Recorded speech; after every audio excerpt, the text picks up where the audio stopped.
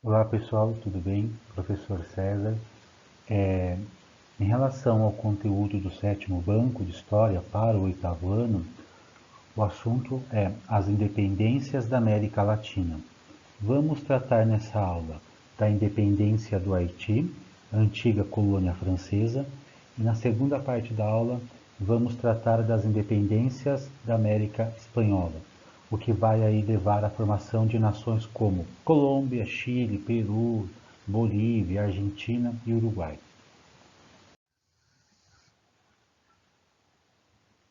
Pessoal, em relação às independências da América Latina, para nós compreendermos esse processo que se deu ali a partir do início do século XIX até a segunda, começo da terceira década do mesmo século, ou seja, um período aí que abarca aproximadamente 30 anos, né? Se nós pegarmos da independência do Haiti até as últimas independências, é, é necessário nós levantarmos aqui antes, não é, algumas questões.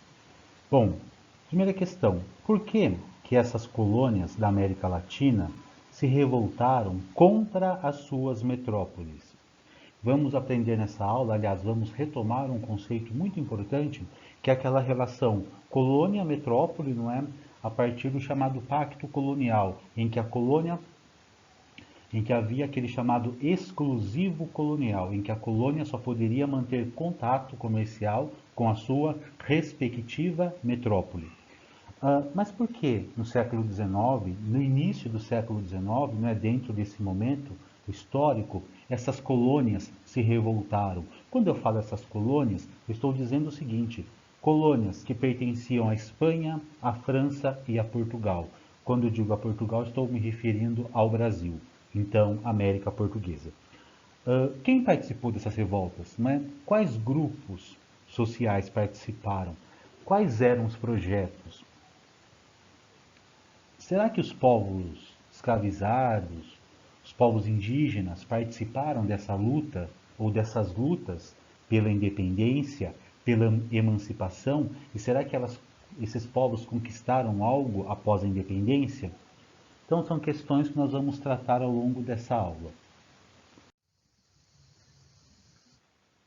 Pessoal, apenas uma linha do tempo para que vocês possam se situar aí, não é, nessa linha do tempo da história, nessa divisão cronológica tradicional em pré-história, Idade Antiga, Idade Média, Moderna e Contemporânea. Esses assuntos que nós vamos tratar nessa aula, não é, independências, não é, da América Latina, não é, das colônias que estavam aqui na América Latina e que conseguiram romper com as suas respectivas metrópoles, essas independências, elas acontecem nesse momento aqui, ó, tá? Comecinho do século XIX, ali, conforme eu falei agora há pouco, nas primeiras décadas do século XIX, logo após então a chamada Revolução Francesa. E por que eu chamo a atenção de vocês para a Revolução Francesa? Um acontecimento lá na Europa tão distante. O que esse acontecimento, o que o governo de Napoleão tem a ver com o que nós vamos tratar na aula de hoje? São questões que vamos responder ao longo da aula.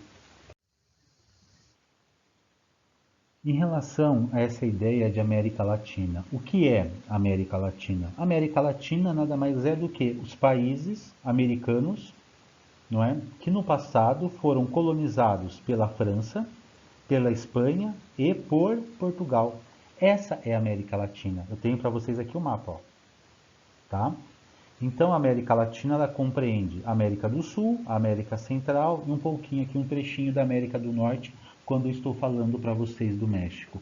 O que há em comum entre esses países, não é, da América? Todos eles, num passado não tão distante assim, foram colônias, ou da Espanha, ou de Portugal, ou da França. Mas por que América Latina?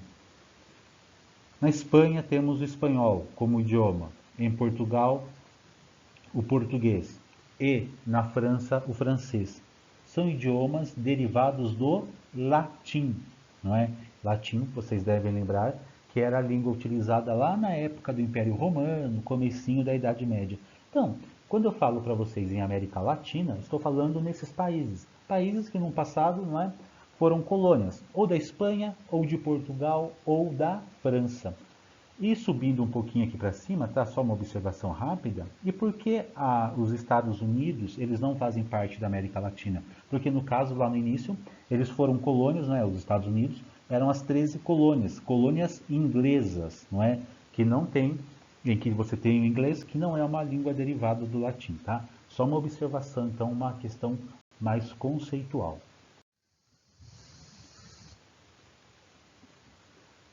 Primeira parte da aula, vamos tratar da independência do Haiti. Aqui eu tenho para vocês, na imagem de abertura, uma representação da luta de escravos contra, não é, as tropas enviadas pela metrópole. Tá? Então, vamos falar um pouquinho da independência do Haiti. Por que eu coloquei essa imagem aqui para vocês? Porque essa imagem é uma representação, é uma idealização daquele momento, tá? Não é uma foto, não é algo verídico, é a ideia, não é, que um autor ali, no caso, teve sobre esse importante evento. E aqui nós temos destaque para os escravos. E os escravos, quando nós tratamos da independência do Haiti, eles tiveram uma participação muito, muito importante. Vamos aprender isso agora.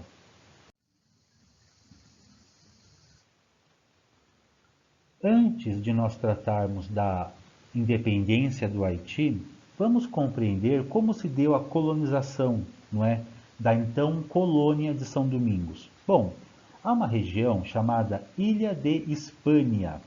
Eu já mostro para vocês no mapinha onde que essa ilha está situada, tá? Aqui na América.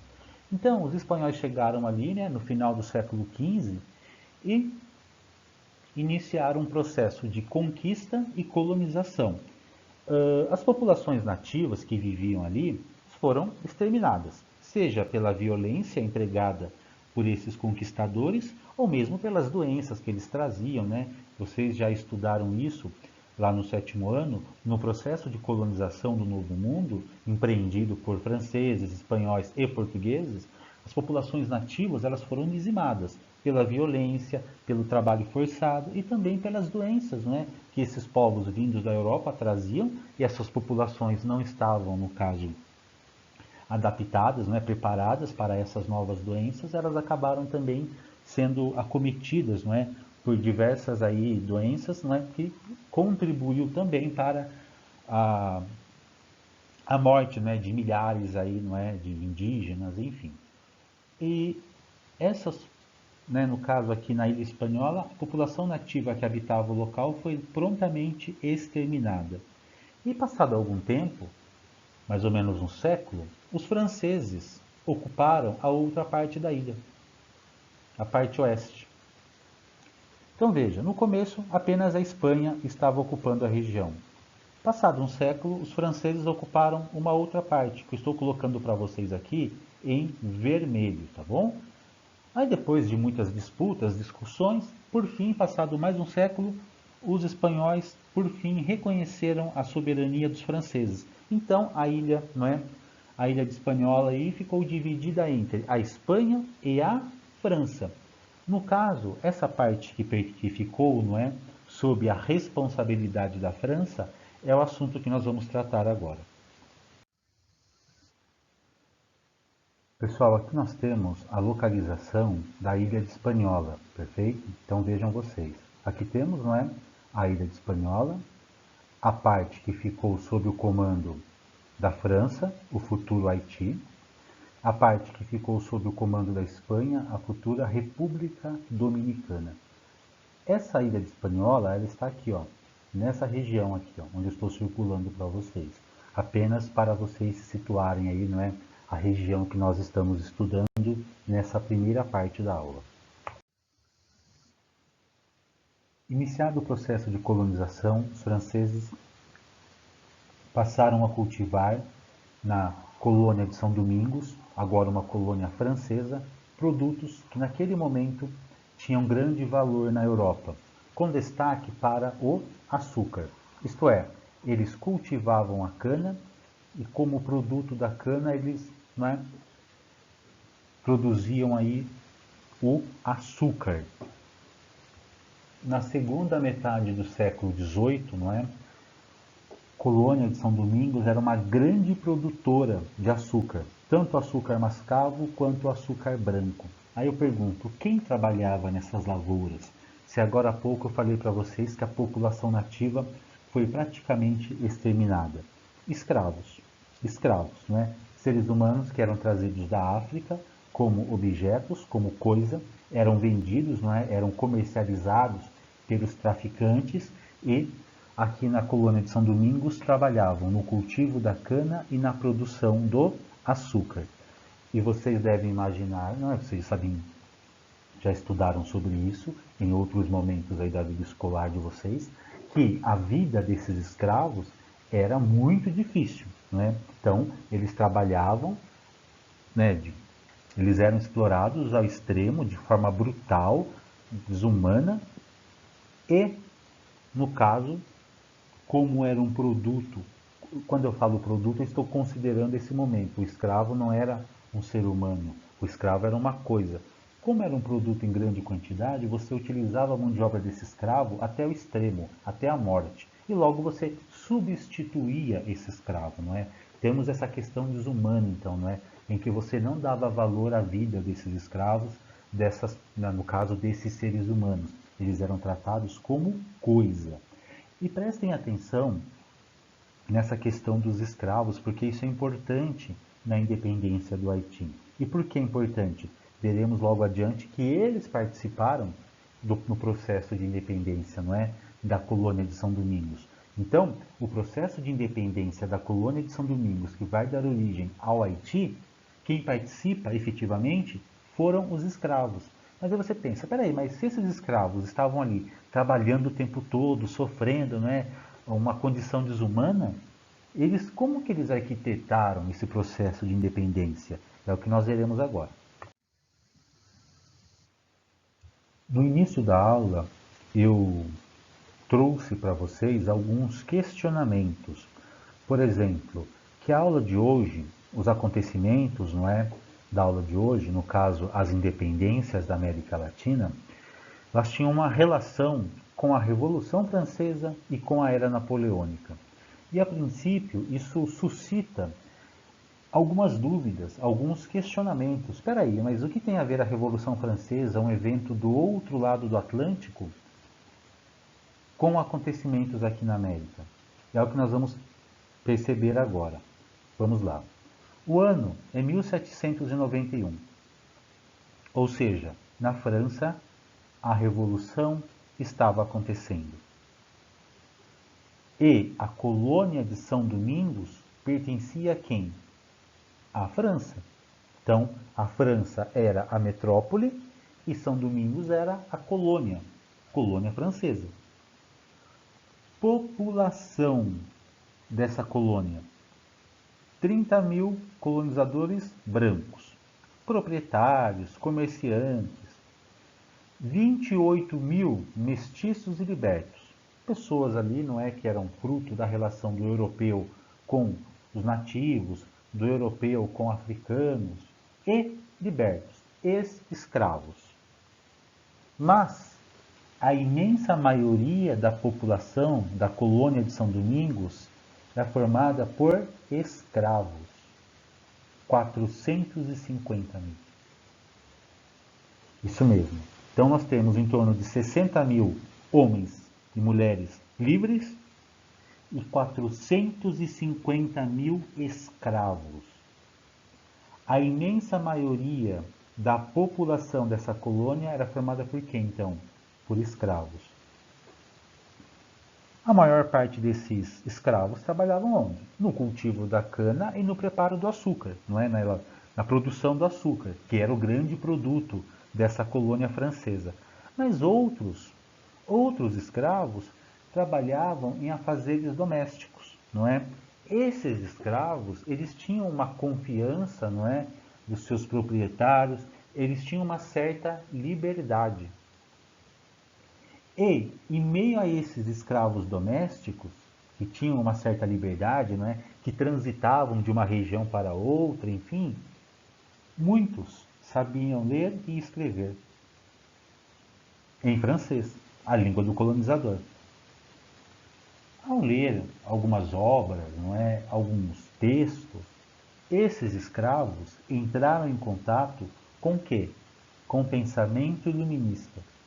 E o pensamento iluminista pressupõe várias questões, mas uma essencial, que eu já falei para vocês, estou reforçando aqui, é a ideia de liberdade, de lutar contra o poder abusivo, de lutar contra aquele poder abusivo, não é?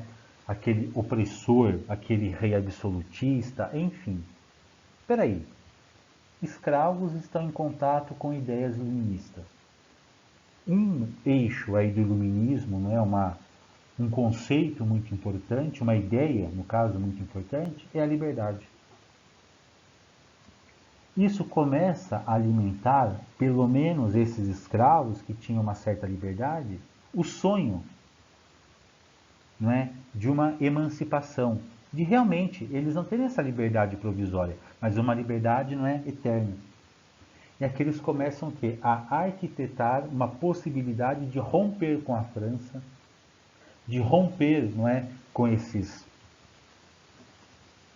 proprietários, com esses membros da elite que exploravam a mão de obra dessas pessoas até o limite. E temos aqui um indivíduo que merece destaque, não é? François Dominique Toussaint Louverture.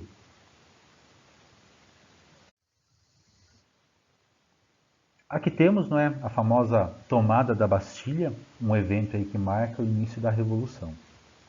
Voltamos a falar da Revolução Francesa e relacionar a Revolução Francesa com a independência do Haiti. Então, em 1791, não é? Falei para vocês agora há pouco, a grande maioria, né, a imensa maioria da população dessa colônia francesa era formada por escravos. Durante a Revolução, havia aquela discussão, não é, entre jacobinos e girondinos. Aqueles que eram a favor da abolição dos escravos nas colônias, que a França possuía pelo mundo afora, ou a manutenção dessa escravidão. E aí o que acontece? No início da Revolução, né, durante lá a Assembleia Constituinte, a ideia foi, não é, que era manter a escravidão, tá? Então, havia a igualdade de direitos entre a população das colônias, mas mantinha a escravidão. Nessa mesma época, esses escravos, submetidos a péssimas condições de trabalho, iniciaram uma rebelião. Como esses escravos eram a imensa maioria da população, foi difícil conter essa revolta, não é? Essa rebelião de escravos, porque eles eram a imensa maioria da população daquela colônia. E aí? Em 1794, durante o terror, em que os jacobinos governaram a França, não é? Lembrando que na Revolução Francesa nós temos um momento em que os girondinos comandavam e um outro momento em que os jacobinos governavam. No momento em que os jacobinos governavam, eles, época conhecida como terror, eles aboliram o quê? A escravidão nas colônias francesas. Lembrando que São Domingos era uma colônia francesa. Esse evento agrava ainda mais a situação. Aqui, com a abolição da escravidão nas colônias, esses escravos estavam libertos. Mas lembrando que esses escravos já estavam lutando ali, não é, num processo de revolta há alguns anos, não é, desde 1791. Passada a década revolucionária na França, lembrando que a revolução começa em 1789 e vai até 1799, Napoleão chegou ao poder. Napoleão envia para a colônia, não é, colônia de São Domingos, 25 mil soldados, com o objetivo de combater essas revoltas de escravos e restabelecer a ordem, não é? Inclusive restabelecer aí a escravidão. Após diversos conflitos, eles acabaram prendendo o líder da da Revolução Haitiana, Toussaint Louverture. Esse foi enviado para a França, onde faleceu em uma prisão. Mas, mesmo com a prisão do seu líder, os escravos continuaram lutando, sob o comando agora de um outro líder, Dessalines. E, em 1803, finalmente, eles conquistaram o quê? A independência. Então, finalzinho já de 1803, foi aprovada a Declaração de Independência do novo país, criando então o Haiti. Primeiro governante do Haiti, Dessalines. Então vejam vocês aqui no caso da independência do Haiti, foi um marco na história do continente americano. Primeiro, quem participou da revolta efetivamente foram os escravos. Isso tem um impacto em outras regiões da América. Por que um impacto? Porque em outras regiões da América você também contava com o trabalho escravo. E se os escravos dessas regiões seguirem o modelo daquilo que aconteceu no Haiti, na colônia francesa de São Domingos, que deu origem ao Haiti? E não é só isso. O movimento que nós vimos agora, a independência do Haiti, serviu como exemplo para diversas revoltas escravas em todo o continente, da América do Norte, dos Estados Unidos, até a América do Sul. E só lembrando, o Haiti foi o primeiro país da América a abolir a escravidão. Por quê? Porque eles aboliram a escravidão na mesma época em que eles conquistaram a sua independência. No caso dos Estados Unidos, eles conquistaram a independência, em relação à metrópole, Inglaterra, só que ali você teve a manutenção do trabalho escravo. Em países aqui da América do Sul, no caso o Brasil, você tem a independência e a manutenção do trabalho escravo. No Haiti, não. No Haiti, você teve a independência e a abolição do trabalho escravo. Então, são questões que merecem aí a nossa atenção, tudo bem? Agora, vamos falar das outras independências, em outras regiões da América. Quando eu falo para vocês nas independências de outras regiões da América, no banco número 7 de atividades, nós temos o quê? A independência da América Espanhola. Ah, mas e a independência do Brasil, a independência da América Portuguesa? Esse é um outro assunto que vamos tratar em outra oportunidade. Agora vamos falar um pouquinho da independência, ou melhor, das independências, na América Espanhola. Observando esse mapinha aqui, que eu tenho para vocês têm aqui, os países que formam, a América Espanhola, e no caso também a América Portuguesa, no caso do Brasil, perfeito? Com destaque para o Brasil e os países da América Espanhola. E aqui vocês têm o país, e o ano em que esse país conquistou a sua independência. Então, por exemplo, vocês têm aqui o México, Peru, Bolívia, Bolívia 1825, Argentina 1816, Peru 1824. Essas independências aconteceram, elas foram próximas, no sentido cronológico, elas foram próximas umas das outras. Então, uma primeira observação, entre 1808 e 1824, ou seja, período aí de 16 anos, uma década e meia, a Espanha assistiu o seu império desmoronar aqui na América. E desse processo, dessas colônias espanholas, aliás, dessa colônia espanhola aqui na América, surgiram diversos países. Vamos aprender um pouquinho sobre esses processos de independência. Só lembrando que no caso do Brasil, a independência do Brasil é um assunto que nós vamos tratar em outro momento, perfeito? Nessa aula vamos falar da independência da América Espanhola, perfeito? Então vamos lá. Vamos compreender como se deu o processo de colonização da América Espanhola. Aqui vocês têm nesse mapinha, não é? Os países independentes, conforme eu disse, e os anos, não é? Das respectivas independências desses países. E nesse mapinha aqui do lado esquerdo, nós temos o quê? Como a Espanha organizou, não é, o seu processo de colonização. Então, aquele território que pertencia à Espanha, ela dividiu em 4, tá? Vice-reino da Nova Espanha, vice-reino de Nova Granada, vice-reino do Peru e vice-reino do Rio da Prata. Então, quando eu falo para vocês em colônia da Espanha ou colônias da Espanha, eu estou me referindo, não é, a essa ideia que a Espanha fez algumas divisões, não é, aqui na América. E por que ela fez isso?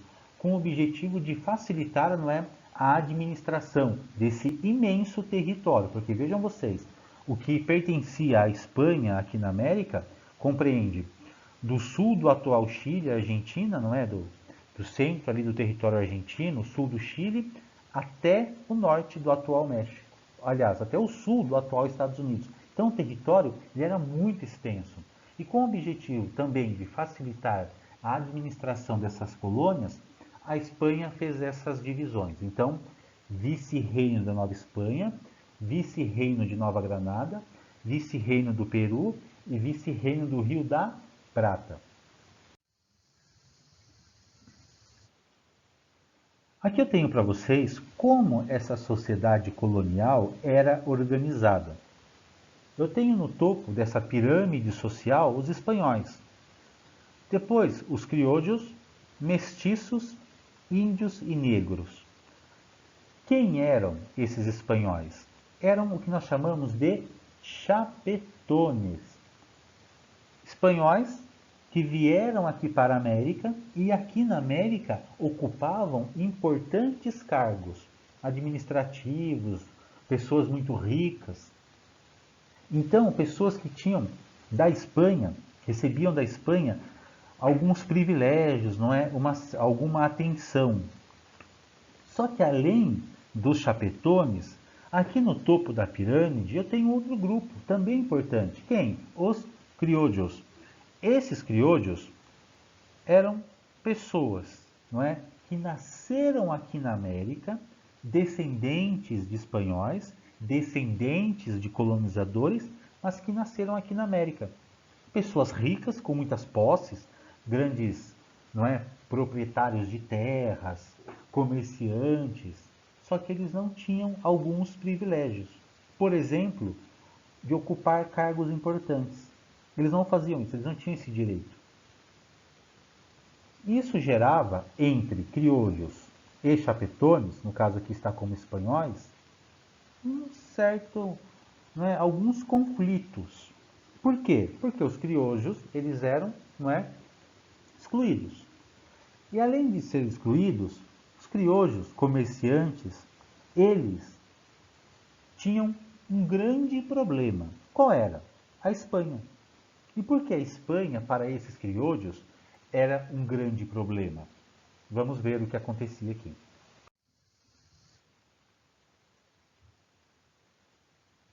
Aqui nós temos um esquema, não é? Um esquema que explica um pouquinho do chamado Pacto Colonial. Vamos entender como funcionava isso.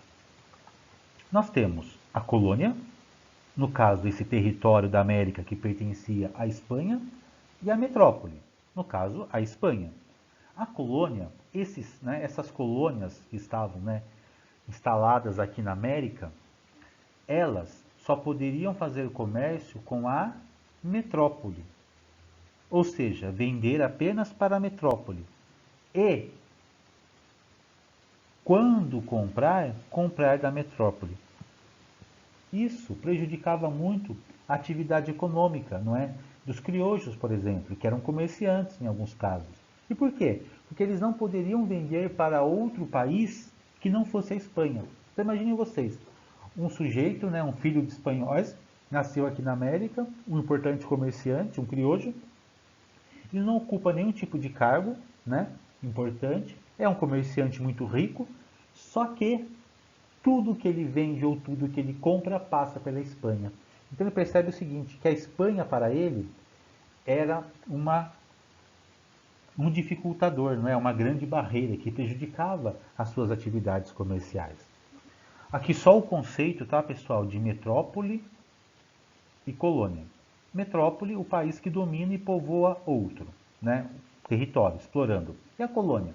País dominado e povoado e explorado por outro. Então, aqui no caso, a Espanha era a metrópole, não é?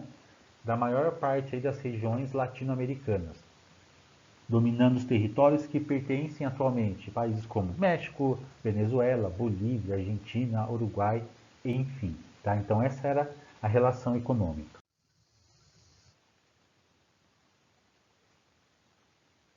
Pessoal, aqui nós temos uma típica família criolla. Então percebam vocês, não é uma família que aparentemente possuía aí, não é, alguns recursos. E esses criollos, nessa época que eu estou tratando aqui com vocês, eles estavam descontentes. Primeiro, porque eles não tinham os privilégios que os chapetones, não é, que os espanhóis tinham. E segundo, que a Espanha dificultava, não é, suas atividades, né, dificultava essas práticas comerciais por conta daquele pacto, daquele monopólio em que a colônia, não é, só poderia estabelecer comércio com a sua respectiva metrópole. E aqui no caso, esses crioulos, por exemplo, comerciantes, eles queriam vender para outros países ou comprar de outros países, da Inglaterra, enfim. Só que isso não poderia acontecer por conta que a Espanha era a metrópole. Estou destacando para vocês a importância dos criollos, no caso, porque aqui, na independência da América Espanhola, eles exerceram um papel extremamente importante. Extremamente importante. No caso do Haiti, falamos dos escravos. Aqui, além de outros setores da sociedade, os crioulos eles merecem destaque. E aqui eu coloco para vocês uma imagem de Napoleão. E o que tem a ver Napoleão com tudo isso? Vocês devem lembrar que Napoleão assumiu o poder na França, foi coroado imperador, foi acumulando poderes, formou um grande império, ocupou uma boa parte da Europa, não é? E por onde, né, Napoleão, lembra que eu trouxe para vocês essa discussão, para muitos um grande estadista, para outros um ditador, mas regiões que Napoleão conquistava naquela época, na Europa, determinadas regiões, ele era visto como um libertador. Por quê? Porque ele estava lutando contra os reis absolutistas. Ele estava derrubando essas monarquias absolutistas, não é? Introduzindo ali, implantando o Código Civil Napoleônico, aquela ideia de igualdade, enfim. E aí, pessoal, em 1808, Napoleão ocupou a Espanha, exatamente, a metrópole, não é? A metrópole das colônias aqui, não é? Das colônias do vice-reino, não é? Do Rio da Prata, Nova Granada, a metrópole estava ocupada pelas tropas de Napoleão. E Napoleão destronou o rei da Espanha, à época Fernando VII, e colocou no poder, no reino, lá no governo da Espanha, o seu irmão, tá? José Bonaparte. Então a Espanha, nessa época, ela estava o quê?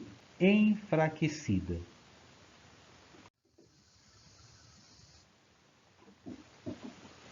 E aqui na colônia, não é?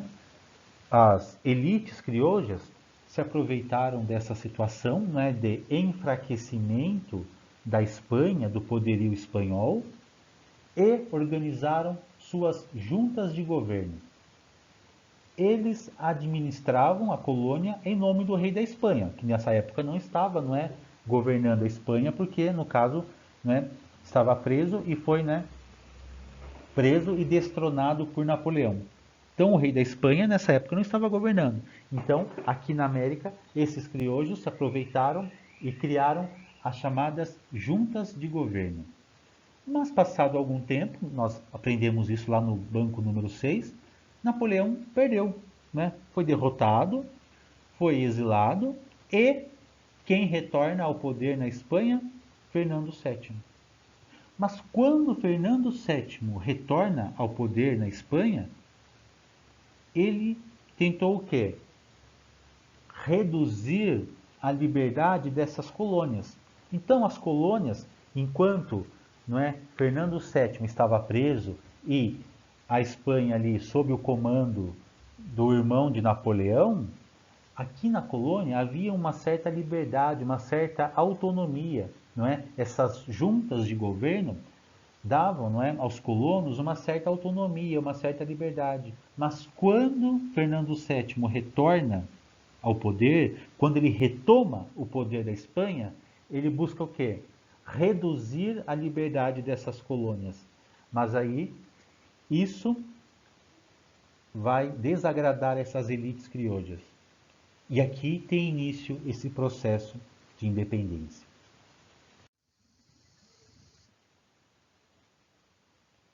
Uma observação. Quando eu pergunto, naquele momento, comecinho do século XIX, para um comerciante que vivia aqui na América, o que era liberdade, ele vai dizer assim: ah, liberdade para mim é liberdade econômica. Eu quero vender para quem eu quiser e comprar de quem eu quiser. Se você pergunta para um jornalista que vivia naquela época, ele poderia dizer assim: ah, liberdade para mim é liberdade de expressão, escrever o que eu penso, o que eu quero, não é? Sem ser oprimido, perseguido por isso. Se eu pergunto para um escravo o que é liberdade, ele fala: liberdade é liberdade do meu corpo, né? Eu quero ter liberdade de ir e vir, o que eu não tenho. Aqui, nessas lutas pela independência, cada grupo social interpretava a ideia de liberdade de uma maneira diferente. Ou seja, para criollos e chapetones, a independência era o quê? A liberdade tanto política quanto econômica. Conquistando a liberdade, nessas elites, poderiam estabelecer o comércio com que eles bem entendessem. E aí? E para os indígenas, mestiços ou mesmo para os escravos? O que era liberdade para eles? Era liberdade de comércio? Não. Era a possibilidade de melhores condições de vida e de trabalho. Ou seja, a independência, a luta pela liberdade, era interpretada por cada setor da sociedade de uma forma. Para a elite, era liberdade política, liberdade comercial. Para os mestiços, indígenas e escravos, liberdade era liberdade o quê? Era a possibilidade, perdão, de uma vida melhor, ou mesmo a liberdade do seu corpo. E por que eu estou falando isso para vocês? Porque esses grupos, tanto a elite quanto os setores populares, no caso da independência da América Espanhola, eles vão lutar juntos. Mas será que ao final dessas lutas, todos vão conquistar a sua liberdade?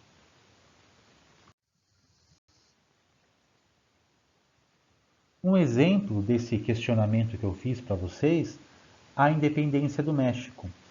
Essa imagem, não é, que foi aí a imagem de abertura da nossa aula, retábulo da independência, aqui vocês têm uma representação da independência do México. E aqui vocês têm diversos setores, membros da elite, setores populares, clero, setores médios da sociedade, jornalistas, advogados, burocratas, o que seja. Todos estão lutando pela independência do México, não é? Por essa região que até então era uma colônia da Espanha. Mas e aí? Será que todos vão conquistar a sua liberdade, o seu sonho de liberdade? Será que o indígena vai deixar de ser oprimido? Será que o escravo vai deixar de ser escravo? Será que, não é, outros setores da sociedade, das camadas populares, vão ser beneficiados? Então, no início, indígenas, mestiços, escravizados, pobres, lutavam. Lutavam para construir um país diferente daqueles que eles viviam. Só que do outro lado, nós temos as elites, com outro projeto. Para essa elite, sim, ela queria independência, ela queria romper com a Espanha. Só que eles não defendiam a liberdade dos escravos. Eles não defendiam melhorias, não é, na vida dessas pessoas, desses setores populares. Então, semelhança do que aconteceu em outras regiões da América hispânica, não é, ou espanhola, o movimento contou com a participação de diversos setores da sociedade. Diversos setores. Setores populares, setores médios, mas no final foi controlado por quem? Pelos crioulos, a elite, não é? E o movimento perdeu o seu caráter popular. Perfeito? Aqui podemos fazer uma comparação com o caso do Haiti. No Haiti, os escravos iniciaram o movimento e terminaram o movimento. Claro, o Haiti tem diversos problemas hoje, não é? Aí de problemas sociais graves, não é? Gravíssimos, ditaduras ao longo aí da sua história, não é? Problemas, mas nesse caso da independência, o movimento começou popular e terminou popular. Agora, em outras situações, por exemplo, no México, quando eu falo da América Espanhola, esse processo ou esses processos de independência, eles foram comandados por um setor da sociedade, né? Pela elite. E aí, quando eles conquistam a independência, o novo sistema criado é para atender a quem? Aos interesses dessas camadas dominantes, dessa elite. E aí, para isso eu preciso manter o quê? Manter o trabalho escravo, manter a exploração dos povos nativos. Quando eu falo a exploração, não é que eu vou dar emprego para essas pessoas, é que eu vou explorar a mão de obra delas ao máximo. Aqui no caso está com o maior destaque esse quadro, não é, em que o padre Hidalgo, no centro, não é, clama contra os espanhóis. Aqui então vocês têm diversos, não é, setores da sociedade mexicana, todos lutando pela independência, mas só reforçando, apenas alguns serão beneficiados com essa independência. Independências aqui na América do Sul, não é, das colônias espanholas, não é, aqui na região da América do Sul. Bom, dois personagens importantes, San Martín e Simão Bolívar. Aqui no caso, não é, na parte ali que compreende atual Equador, Venezuela, Colômbia, Panamá, temos, né, um grande destaque, Simão Bolívar. Perfeito? Aqui no Centro-Sul, né, Chile, Argentina, Uruguai, uma liderança importante foi San Martín. Percebam vocês que são lideranças, não é? São movimentos de independência que estão acontecendo no mesmo momento, na mesma época. E isso dificultava as ações da Espanha. Por quê? Porque na mesma época que ela estava lutando contra um movimento, não é? Em uma região da América, surgia em outra região outro movimento, e assim em outra região também. Então isso dificultava muito o quê? As ações da Espanha, não é? Na tentativa de controlar esses movimentos de independência. E aí então, né, só reforçando o que eu falei para vocês, a Espanha tinha uma certa dificuldade, né, de lutar em várias frentes, né? Então tínhamos aqui na América Espanhola, diversos focos, não é, de revolta contra a Espanha. Como eram diversos focos, isso dificultava a ação da metrópole, Espanha. E aí, na década de 1820, não é, toda a América do Sul, então colonizada pela Espanha, se tornou independente. Então vamos pensar o que nós vimos até agora. No caso da Espanha, o poder ficou enfraquecido por conta, não é, do domínio, não é, da Espanha por Napoleão Bonaparte, que colocou ali o seu irmão no poder. Aqui na América, nessa mesma época, eles criaram juntas de governo que administravam essas colônias. Nessa época, essas colônias então conseguiram uma certa liberdade, uma certa autonomia. Quando o rei da Espanha retoma o poder, não é, o trono, ele quis retirar essa liberdade. Aí esses criollos, não é, essa elite colonial não aceitou isso e deu início aos processos de independência. E esses processos foram acontecendo por todo o território da América Espanhola, o que dificultou aí, no caso, as ações da Espanha. Temos aqui um mapinha, não é, com aqueles dados que eu coloquei para vocês no início da aula, dos anos das respectivas independências. Então veja, 1816, 1825, 1824, 1822, 1819, todas essas independências acontecendo o quê? Próximas, né, no sentido, numa questão cronológica, próximas umas das outras, o que dificultava aí as ações da Espanha. Após a independência, não é? Então ali em meados da década de 1820 do século XIX, esses países, não é, já haviam conquistado a sua independência. Havia um outro projeto chamado pan-americanismo. O que é pan? Pan, gente, é união. União dos povos, né, aqui desses países da América, desses povos que habitavam a América do Sul, pelo menos. Então, eles procuravam estabelecer laços, não é, entre essas antigas colônias da Espanha, que agora eram países, tá? Então eles pretendiam criar uma ideia de uma identidade, não é? De uma identidade que pudesse ser compartilhada numa possível luta anticolonial, não é? Numa possível situação em que a Espanha pudesse tentar retomar essas colônias, tá? Proposta Simão Bolívar, tá?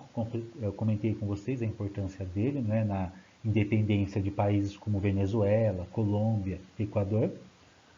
O pan-americanismo também é chamado de hispano-americanismo.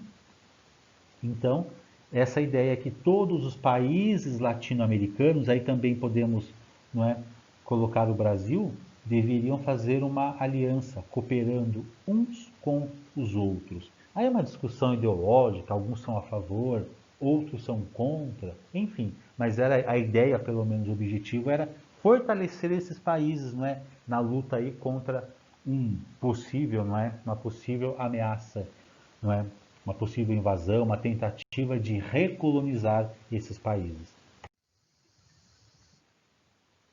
Eu coloquei para vocês um mural como destaque, como abertura da aula. Naquele mural vocês têm a representação da independência do México, não é? Ali você tem representado setores da elite, das camadas médias e setores populares, escravos, indígenas, enfim.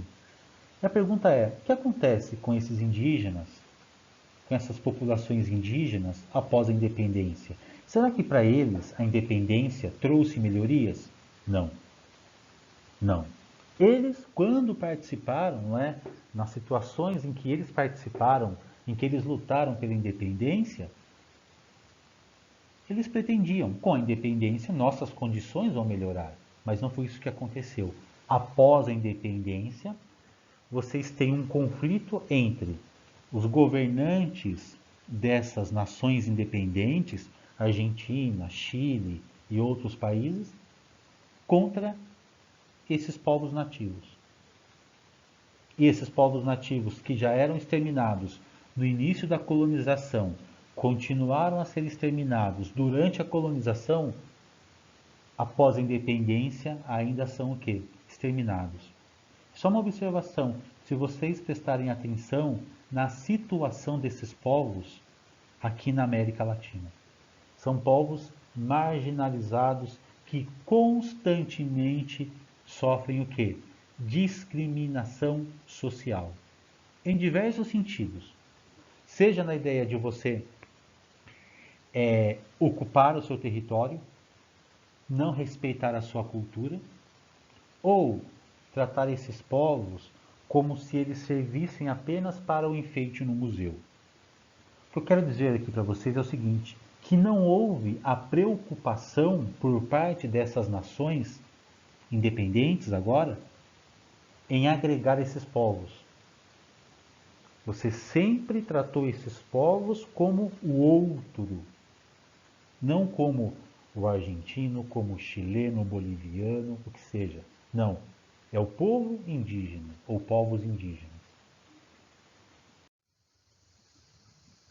Que eu tenho para vocês um mapa, tá? Mapa da América do Sul com destaque para o território da Argentina após a independência. Observem que o território da atual Argentina ele era dividido. E aqui, essa região que eu circulo para vocês aqui em vermelho, estou colocando em vermelho, era uma região ocupada por quem? Por povos nativos. E o que aconteceu com esses povos? Foram exterminados nas famosas campanhas do deserto, em que as tropas argentinas, não é, ocupavam ali a região dos Pampas. Só que nessa região dos Pampas não era uma região totalmente desabitada. Se tinha ali povos, não é?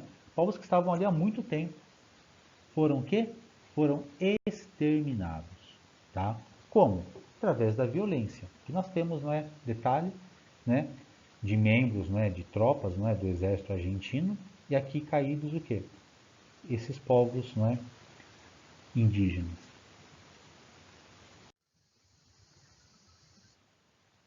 Pessoal, então era isso para essa aula, não é? Sobre o sétimo banco, em que nós tratamos aí das independências da América Latina. Falamos um pouquinho sobre a independência do Haiti e depois da independência da América Espanhola. Espero que vocês tenham aproveitado de alguma forma essa aula e desejo a todos aí, né, bons estudos e qualquer dúvida podem me procurar. Um abraço a todos.